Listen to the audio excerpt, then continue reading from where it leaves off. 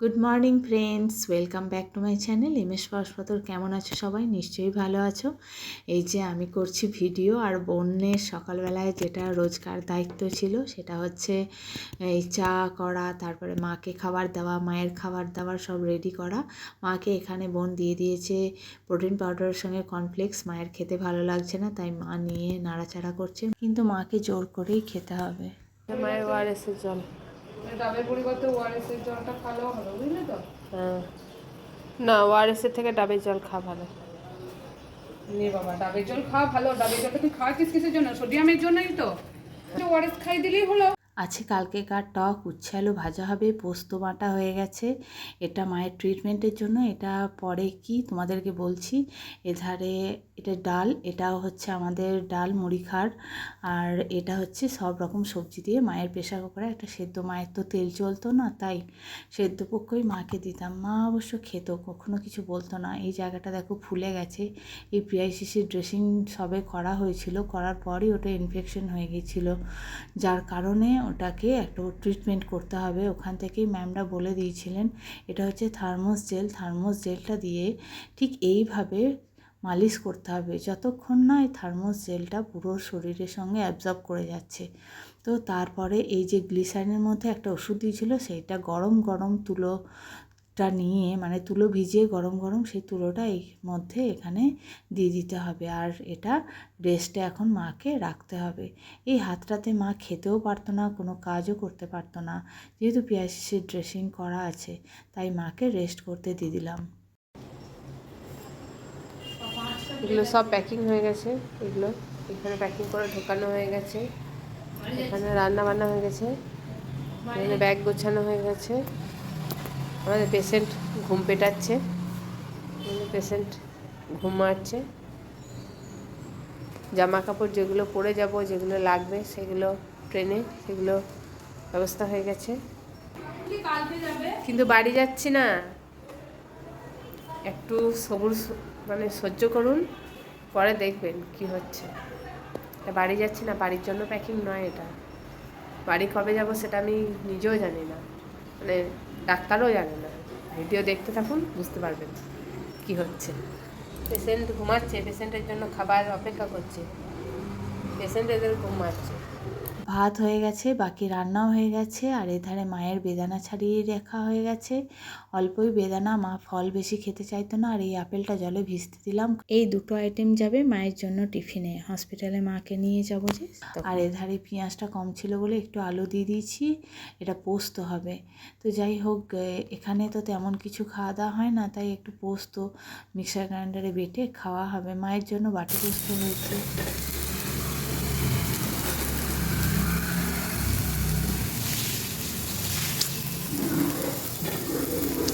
এই নিভে গেল, কি যে লো করতে গেলে খাটেই নিভে যায়। স্নান হয়ে গেছে, যা ভেক, সময়ও নেই, অপশনও নেই, জ্বলেছে। এই এই ননস্টিকগুলো না বড় মানে তাড়াতাড়ি তেতে যায়। চলুন, 1টা বেজে গেছে, 1টা 10। পেঁয়াজ পোস্ত এখনও রেডি হয়নি। বোন বললো এখন আর করিস না, গরম গরম করবি, 2টোর সময় করবি, তাহলে 2:05 নাগাদ খেতে পারবো। মানে আর কি মেরে, চলুন বানিয়ে দিবি।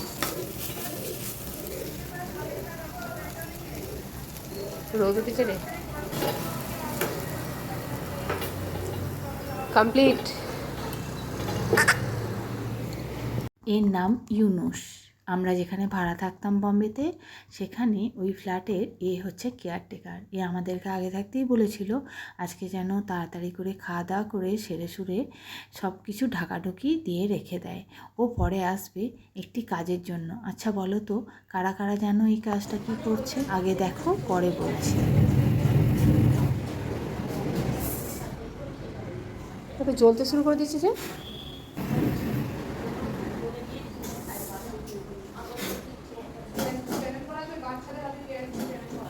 জ্বলছে কিন্তু। বাইরে গেলে অনেক সমস্যার সম্মুখীন হতে হয়। আমরাও এখানে এসে একটা অনেক বড় সমস্যার সম্মুখীন হয়েছিলাম। অনেকগুলো সমস্যার মধ্যে সেটা হচ্ছে ছারপোকা আর বেডবাগ যেটাকে বলে। প্রচণ্ড এখানে ছারপোকার উৎপাত, রাতের পর রাত ঘুম হতো না। যেদিন আমাদের সারাদিন হসপিটাল থাকতো, কাজ থাকতো হসপিটালে, সেদিন টায়ার্ড হয়ে গিয়ে রাতের বেলা ঘুম আসতো।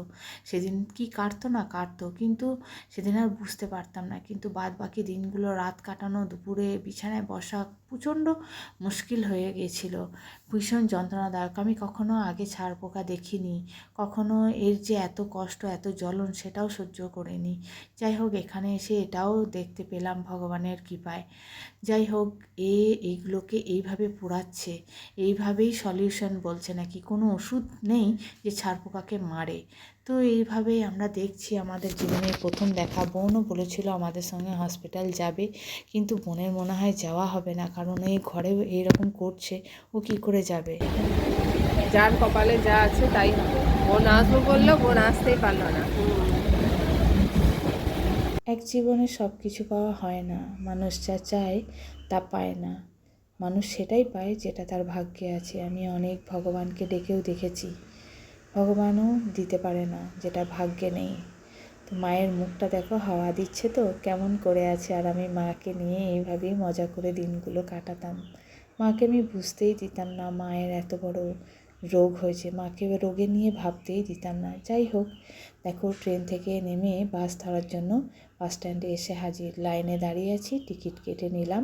বেশি ভাড়া নয়, 5 টাকা, 5 টাকা, 10 টাকা। মা তো এখানে লাইনে দাঁড়াতে পারবে না, তাই মাকে দূরে বসিয়ে রেখেছিলাম। আর দেখো বাসও পেয়ে গেছি, বাস ছাড়েনি, এই ছেড়ে দিল। তারপরে ধীরে ধীরে পৌঁছেও যাব হসপিটালে। যাই হোক, হসপিটালে দেখো পৌঁছে গেছি। অনেকেই চেনে না, অনেকে আবার চেনে। যাদের আমাদের মতো কপাল খারাপ তাদের এইখানে আসতে হয়। আমি বলবো না কেউ যেন আসে এইখানে। তো যাই হোক, পৌঁছে গেলাম হসপিটালে। এটা বম্বের বিখ্যাত টাটা মেমোরিয়াল হসপিটাল। তো এটাই এন্ট্রান্স। তো এখানে মাকে একটু বসাই। মাকে বেশি আমি পরিশ্রম করাতে চাই না, আমি আগে ওপরে গিয়ে কাজটা সেরে আসি। মাকে ততক্ষণ এখানে একটা জায়গা দেখে বসাই। জায়গা চলো বসে আসো। বসবে এখানটায়, মানে এইখানের মধ্যে খাবার আছে, খাবে নিয়ে হাতটা ধুয়ে নেবে। পিছন থেকে জল আছে না, ধুয়ে নেবে। আর উপরে এসে আমি দেখলাম কতটা লাইন। তারপরে এইখানে মায়ের ফাইলটা জমা দিতে হতো, যার যেমন ইঞ্জেকশনের ব্যাপার থাকতো। আমি এখানে ফাইল জমা দিয়ে তখন চলে গেলাম নিচে। তখনও কত লোক, তখন বাজে 5:30, কারণ আমাদের বেড়াতে বেড়াতে অনেকটাই দেরি হয়ে গেছিলো। 5:30টায় ওপিডি বন্ধ হয়ে যায়, কিন্তু এক এক দিন অনেক ভিড় থাকে, অনেক ভিড় থাকে। মা, ও মা, ও মা চলো, ও মা চলো, চলো হ্যাঁ উপরে। হ্যাঁ খেয়েছিলে, চলো। হ্যাঁ হ্যাঁ তুমি বসো। মা ভয় পাচ্ছে কিনা জানি না, মা যদিও জানতো মায়ের আজকে ইঞ্জেকশন। আমি বাইরে দাঁড়িয়ে আছি, মা আমার দিকে চেয়ে আছে সমানেই। আমি ওখানেই দাঁড়িয়ে থাকতাম, কোথাও হিলতাম না। যতটুকু সাহস দেওয়ার দরকার থাকতো ততটুকু সাহস দিতাম, যতটুকু মাকে নিয়ে মজা করে রাখা যায় ততটুকু মজা করে রাখতাম। মায়ের কষ্টটা যাতে না অনুভব হয় সেই জন্য মাকে মজাটা বেশি করতাম। আজকে হসপিটালে ইঞ্জেকশন ছাড়া তেমন কিছু ছিল না, হয়ে গেল তাড়াতাড়ি। বাসের জন্য ওয়েট করলাম, বাসও পেয়ে গেলাম। উঠে দেখি মায়ের বয়স্ক কি মায়ের থেকে একটু কম বয়স্ক হবে, এত এনার্জি, বসে বসে সময় নষ্ট না করে ক্রুজ বুনছে। যাই হোক, এখান থেকে কেক নিয়ে নিলাম। আর ওখানে স্ট্যান্ডে পৌঁছে গিয়েই দেখছি তুমুল বৃষ্টি শুরু হয়েছে। আমি তো ছাতা নিয়েও আসিনি। তো যাই হোক করে মাকে অটোয় তুলে যাচ্ছি, এবার ঘরে ফিরছি। ব্যাস ফিরতে ফিরতে প্রায় সন্ধেই হয়ে গেল আর কি। কেক নিয়ে বসে গেলাম সন্ধেবেলায় দু বোনে চা আর কেক নিয়ে। মাকে অবশ্য ওই যে দেখিয়েছিলাম আমন্ড আর ছোলা, অঙ্কুরিত ছোলা, ওইটা খেতে দিয়ে মা রেস্ট নিচ্ছে। মাকে চা বিশেষ একটা দেওয়া হতো না, মা চা খেতেও চাইতো না, কারণ মা মিষ্টি ছাড়া চা খেতে পারবে না। আর মিষ্টি তো বন্ধ মায়ের খাওয়া, তাই সেই জন্য মা রেস্ট নিচ্ছে মায়ের খাবার খেয়ে। আর আমরা দুজনা খাচ্ছি চা আর কেক। তো কেকটা কেমন খেতে দারুণ লাগছে সেটা আমি রিভিউ দিলাম, আর দেখতে কিন্তু দারুণ, তাই না? তো চলো বন্ধুরা, আজকের মতো ভিডিও এখানেই, পরে দেখা হবে আবার অন্য কোনো ভিডিওয়। এইভাবেই চলতো আমাদের মা মেয়ের ছোট্ট সংসার, আর মাকে সুস্থ করার তাগিদে যেটুকু সময় আমি তোমাদের কাছে পেয়েছি ভিডিও তুলে ধরেছি। হয়তো পুরোপুরি সব কিছুই পারলাম না, ক্ষমা করে দিও। ভালো থেকো।